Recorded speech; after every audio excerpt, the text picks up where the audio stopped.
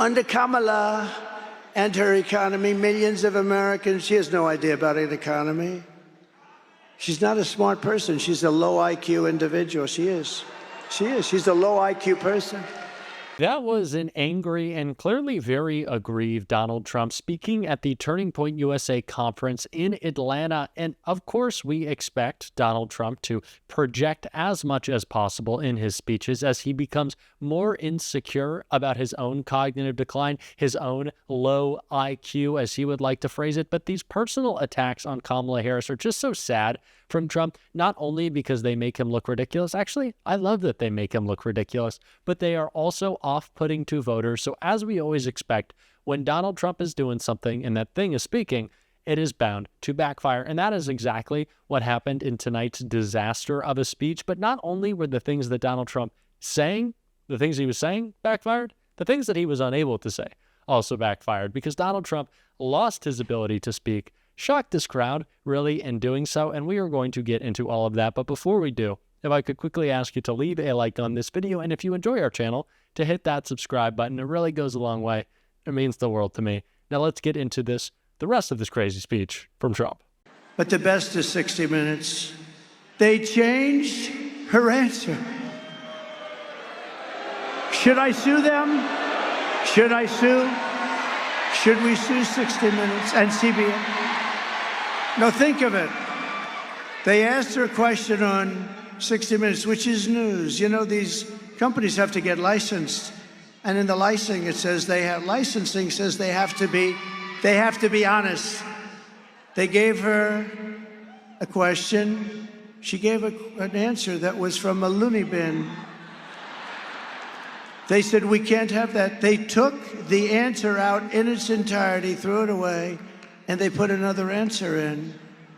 And I think it's the biggest scandal in broadcasting history. That's what I think. It's election interference fraud.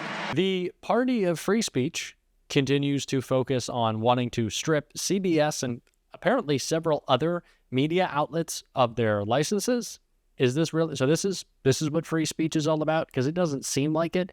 But again, when we return to Donald Trump's anger with 60 Minutes, it's really funny that his complaint is that they had to cut Kamala Harris's interview down because, of course, she sat for an interview longer than an hour. That's why they had to edit it down.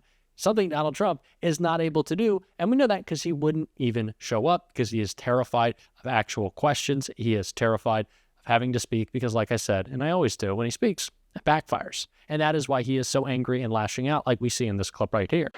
Well, she did one thing that's very smart in the world of politics. She got herself the worst person possible to be vice president. You understand that? Worst. So bad that they'd probably leave her. I don't know.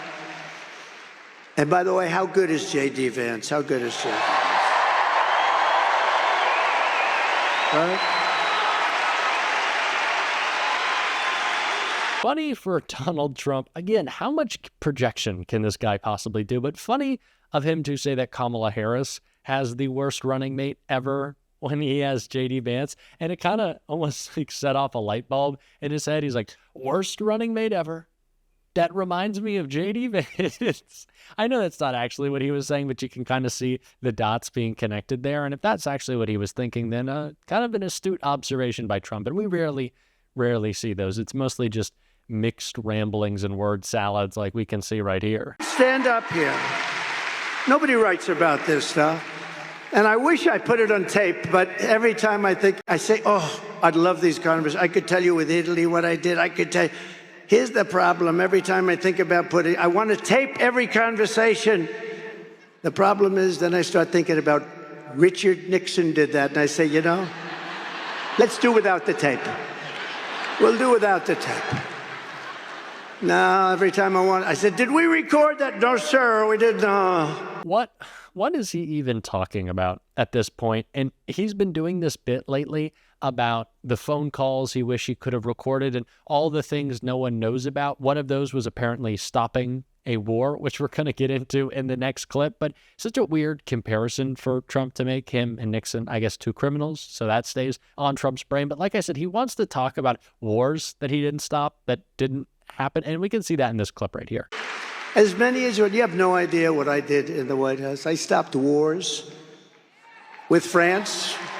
France, you know the France story? They were going to charge us, think of this, 25% to all America. I have to protect American companies, whether we like them or not. Some of them I didn't even like. You know, Google is treating us much better. Do you notice that? What happened to Google? They're treating us much better. Very nice. I appreciate that very much. They say McDonald's was one of the most viewed things that they've ever had. Could you believe McDonald's?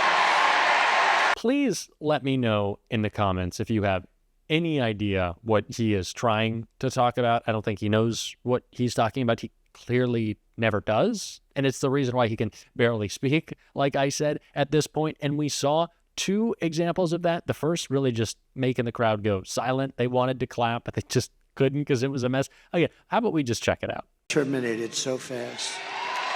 Alaska. But we will quickly become energy dependent again. We weren't energy. So Donald Trump, who recently forgot the words liquid gold when describing his energy policy that he doesn't understand, clearly continues to forget his energy policy and his plans because he says that we're going to be energy dependent again. And you can hear the crowd wanting to clap. Gosh, is he really doing this? And they just kind of fall silent for what should be an applause line, but Trump cannot deliver it. But yeah, Donald, you were energy dependent during your administration. Biden-Harris, energy independent. But like I said, not the only example of Donald Trump failing to speak. We can see more right here. So I take the phone and put it down. The sad part is I never picked it up. I forgot. They'll say, he's cognitively imbalanced. He didn't pick up. These people, are they the worst? Just because you make fun of your cognitive decline doesn't make it any less true. Just so you know, we are still observing the very clear ways in which you are breaking down and diminishing every single day. And it's not funny. It's scary because your unfitness is ever more apparent, considering there would also be no checks on you and you would empower your stooges to attack our government at will. And speaking of attacks, Donald Trump always doing that, but doing so in a really stupid, if we could put it frankly, way in this clip right here. I have a lot of companies moving. You watch Detroit. Detroit, you know, for 40 years ago, I've been hearing about Detroit's coming back. Never came back.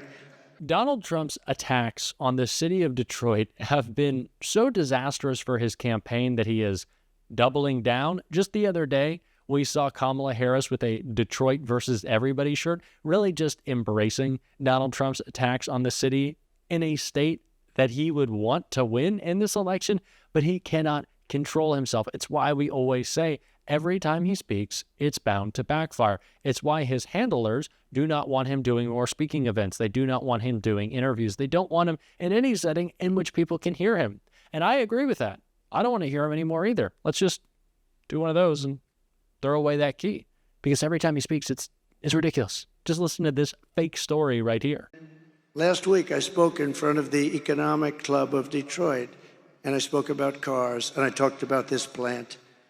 And in the audience, just like right where you're sitting, sir, good-looking guy, stand up, please. Right you, that's right. Yeah, stand up. Right in your seat. That's where he sat, right there. I looked in the audience, and who do I see? I see John. And I said, oh, I passed a message to him while I'm speaking, because this was more interesting to me than anything I was doing up there. And I said, I want to see you after, so I see him afterwards. I said, John, tell me something. How is that monster plant, and it's actually more than one, but this one monster, how's it doing? Sir, they've abandoned that plant. What? That's great news, you know, because it's going to kill us. What do you mean they've abandoned? They think you're going to be elected president. You're going to put tariffs on their cars, and they won't be able to make any money. They're going to lose their shirt. They've abandoned the plant. I said, that's the greatest thing I've ever heard. So Trump's closing message in this campaign is to attack the city of Detroit, fail to speak, and make up stories about notes that he wrote in the middle of highly televised interviews. He's just making stuff up at this point. He does not know how to close this race. He's flailing. He's out of control. He's incapable of speaking. He couldn't be more clear. And if we want a little bit of contrast to that, let's hear some of Kamala Harris's closing message today.